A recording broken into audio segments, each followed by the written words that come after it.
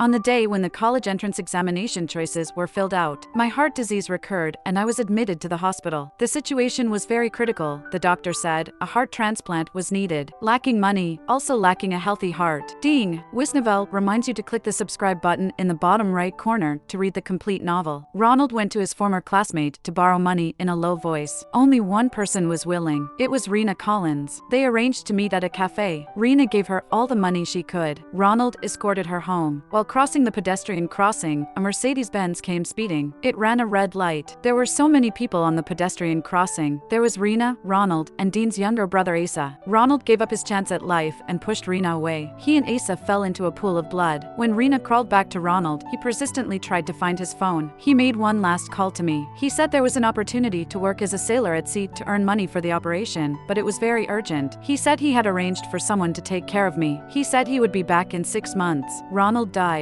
Before he died, he entrusted the whereabouts of his heart to Rena. Rena said Ronald was very fortunate. His compensation could save my life. But when he was admitted to the hospital, the son of the Stark family was also undergoing emergency treatment. That heart, bypassing many families on the waiting list, entered the chest of the Stark family's son. I was also close to death. Perhaps it was fate, or perhaps someone was watching over me. I still received the heart. Rena was the one who came to take care of me. When I was close to recovery, the Stark family came to visit. They knew that using the heart in such a way was not honorable and tried to buy the heart with money. I almost died again. They left a card with a total of 5 million. I don't know what their mindset was. Perhaps they were afraid of retaliation from me. They said that person was Dean Stark. And so, this was the beginning of a series of twists and turns. I mistook the person. After being discharged from the hospital, I diligently went to university, because that was also Ronald's wish. I was afraid he was watching me from heaven. I have been living well, trying not to think about death. But in the year of graduation from university, after taking the graduation photo with my classmates, we decided to meet for one last time at a bar. Since I couldn't drink alcohol, I ordered a glass of water. But at the bar, I saw Dean Stark. The man in that photo appeared right in front of me. Beating in his chest was Ronald's heart. I watched him drink shot after shot of strong liquor. Tears welled up in my eyes. That person took Ronald's heart, but didn't cherish it. How could he do this? I couldn't help but walk up to him and grab his hand. No, you can't, I insisted. He didn't recognize me. Maybe he didn't even know of my existence. You bitch, get lost, he sneered. He pushed me to the ground, leaving me in a sorry state. I looked up at him in a daze, my gaze gradually fixed on his chest. It was as if I wanted to see inside, to look at my brother's heart again. From then on, I became entangled with Dean Stark. He was annoyed, but for some reason, he gradually accepted my presence. I wanted him to take better care of himself. At the very least, not to drink, to eat breakfast, and not to stay up late. Just like my brother used to do for me. Everyone around him knew there was a woman who cared a lot, always meddling in Dean's affairs. Dean went from impatience and non-acceptance to indifference. Occasionally, he would listen to me, but only if I didn't touch his sore spots. One was Asa, the other was Sarah. The former hated him the most, while the latter was the one he liked. Asa's mother was driven to death by Dean's mother. Dean's existence was evidence of his father's betrayal of the marriage. His birth carried original sin. Dean couldn't resist. He could only accept Asa's hatred. Sarah was his childhood sweetheart. Whenever he hid away and didn't want to be seen, Sarah would find him and quietly accompany him. He had hoped to marry Sarah, but Dean was not the heir of the Stark family. Sarah was engaged to Asa Stark. Sarah said, "Dean Stark, we are not suitable for each other." She wanted a status that Dean couldn't provide. It was later on when Dean suddenly proposed to me that he calmly told me about the past. On the mountain, where I had planned to go alone, he looked down at me with a nervous look in his eyes. He said, "Nikki, I used to have a bad temper, but I won't anymore. I've told you everything, including the fact that I no longer like Sarah." At that moment, I stared at his chest blankly, lost in thoughts. Maybe it's okay to get married with him. I bit my lip tightly, but I couldn't say the word. The person I wanted to marry was not him at all. With trembling hands holding a bouquet, Dean softly said, "I don't want anything from the Stark family's wealth. I can provide you with a good life on my own. Will you marry me?" The wind on the mountain was a bit chilly. It blew on my cheeks, sending a shiver down my spine. Out of habit, I turned to shield Dean from some of the wind. A faint smile appeared at the corner of his lips, full of happiness. "I am a liar. I am fully aware of it. But they are thieves. They stole first." I kept telling myself over and over again, hoping to alleviate the guilt. The word okay was about to come out, but Dean's next words froze me in place. The cold wind pierced into my chest, leaving behind a chill. It froze my heart. He said, "Nikki, Asa has a weak heart. Don't argue with him in the future." What have I been busy with all my life? Looking at Dean's gentle face, I felt how cruel fate was to me. "Where is Asa Stark?" That was my reply. When I found Asa Stark, he was sitting in front of the railing on the mountain, gazing at the distant mountains, with empty space beneath his feet. Seeing me, his cold face turned into a smile. He smirked and said, "Oh, has the lapdog finally risen in status?" I ignored him and almost ran to him. I grabbed his sleeve, despairingly asking, "Have you had a heart transplant?" Asa was startled, then smiled and said, "Yes." "What? Regret not angering me to death?" I let go of him and sat dejectedly on the ground, eyes filled with sorrow. Dean and Sarah followed closely. Seeing me with Asa, the smiles on their faces froze. Sarah came over, pulled me, and asked, "Miss Nikki, do you have something to discuss with Asa?" Dean quickly came to my side and helped me up. He wanted to take me away, but I pulled my hand back and under his stunned gaze, said, "Dean, I don't like you." He staggered, almost losing his balance. "Hey, Nikki, have you finally come to your senses?" Asa joked. Sarah walked up, held my hand firmly, and said emphatically, "Miss Nikki, playing hard to get is not funny at all." I tried to pull my hand back, but Sarah held on tight. I got a little angry and exerted force, but the next moment, I saw Sarah's eyes widen in fear as she fell backward. She slipped down the stone steps and tumbled down. Asa and Dean both showed panic on their faces.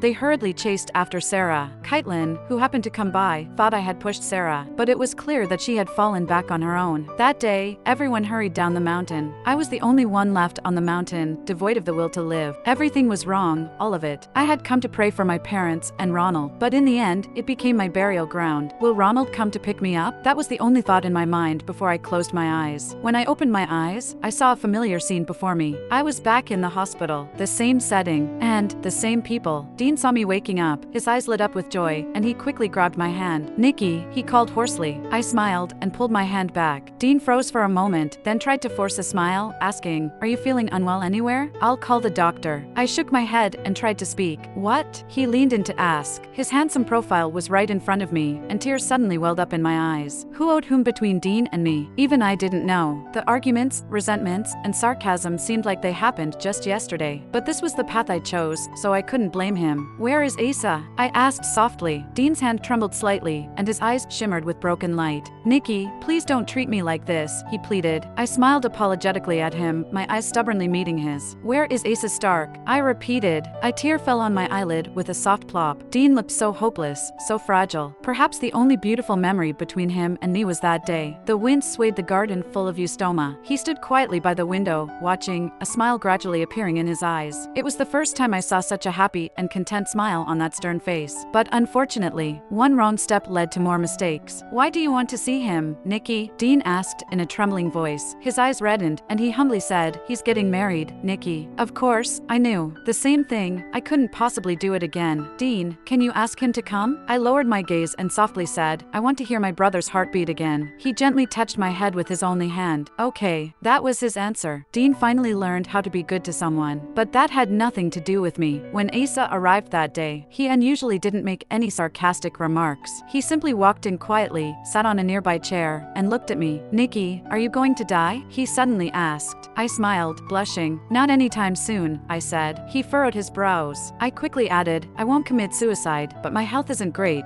so living to a ripe old age is unlikely." His mother committed suicide. Asa was afraid of such things. Everyone has a fragile past. Asa relaxed his brows. He leaned back in his chair, looking casual and lazy. "So, the person you originally wanted to pursue was me?" he joked. I coughed lightly, feeling embarrassed for the first time. "Maybe," I said. After hearing that, Asa fell silent for a moment. "Good thing it wasn't me," he murmured. "Nikki, the Stark family genes are not good, fundamentally flawed. Don't choose any of them," he said solemnly. Asa rarely looked so serious. I knew he was sincerely advising me as a friend at that moment. I nodded. "I know." Asa raised an eyebrow. "Including Dean?" I replied, "Yes." He smiled slightly, then composed himself. Asa lowered his gaze, staring blankly at something, his thick black eyelashes trembling lightly. "Nikki, you're a good girl," he said slowly. "Dean doesn't love anyone, including himself." He looked at me and whispered, "He's only loved by those who don't care about him. If you two get married, one day, when he gets tired, he'll turn back into the aggressive person he used to be. You deserve someone better." When did Asa start treating me as a friend? I thought back carefully to the past, but came up empty. "Aren't you?" I joked. Asa laughed, then shook his head. "I'm not." He looked somewhat defeated, with a touch of willingness to immerse himself in decadence. Choosing him, Sarah, was actually not a good deal, but for their families, it was a great transaction. Before leaving, Asa gave me a hug. He didn't say anything, nothing, but for some reason, my heartbeat accelerated as I listened. Like it? He asked. With teary eyes, I nodded. I had once, on a certain night, listened to the heartbeat of a loved one while my brother slept, lying on that warm chest. It, too, quickened like thunder. At that time, I thought that was how a normal heartbeat felt. But it turned out, I wasn't the only one in love. Nikki, goodbye. Asa gently kissed my forehead. He didn't linger, walking towards the door. My tears blurred my vision. I mistook that departing figure for the gentle and elegant one. Nikki, goodbye, my brother said. The wind gently blew into the ward from outside, giving me one final embrace. Ron, goodbye. My love story eventually came to an end. From then on, I would walk alone, licking my wounds in solitude, and living earnestly in happiness. When I left the northern city that day, it was a sunny and warm day. Rena came to see me off. Nikki, you must be happy. She hugged me, reluctant to let go. I smiled and gave her a big hug in return. Rena, you should move forward too, I said softly. Rena smiled, looked at the plane flying across the blue sky, and sighed. Some people make a lifelong mistake at first sight. Then, she lowered her head to wipe the corner of her eye, then raised her head slowly and spoke gently. I actually haven't deliberately thought about him, and have considered dating someone else. But Nikki, after meeting someone like Ronald, it's really too difficult to fall in love with someone else. I understood what she meant. I went to a small town and became an elementary school teacher. Sometimes, when I looked up at the sky full of stars, I would wonder if the person I love exists. Dean came to find me when it was drizzling lightly. I took him into a coffee shop. Nikki, long time no see, he said softly, with a hint of nervousness in his smile. I looked at him and sighed. Dean, I'm sorry, I apologized solemnly. After a pause, I said, don't come looking for me anymore. Dean's smile froze, and after a while, he lowered his head. Is there no chance at all? He stubbornly asked for an answer. How should I tell him? Should I mention the memories he used as an emotional outlet? Or the helplessness he clung to as a last resort? Dean's love for me was not that deep. He was just attached to me, my compromises, and the persistence that no amount of scolding could drive away. He wanted someone who would never leave, but loving someone means feeling sorry for them. Just like my brother, who always worried that what he gave wasn't good enough. Always afraid that my classmates would look down on me. Always asking if I had been wronged. Having been cherished by someone before, I naturally knew what true love looked like. Dean, you will meet someone you like. I smiled gently. By then, you will know whether you still like me or not. I got up to leave, but as I passed by him, I stopped. I turned around to look at him and advised softly, Dean, before that happens, you should learn to become a better person. At least when you meet her, you won't feel so inadequate. I didn't look back at him, slowly walking towards the door. At the moment I pushed the door open, I saw the sun breaking through the clouds, illuminating the damp street corner. The gloom gradually faded away. The wind left no trace. Every breeze felt like an embrace, echoing with the voice of my lover.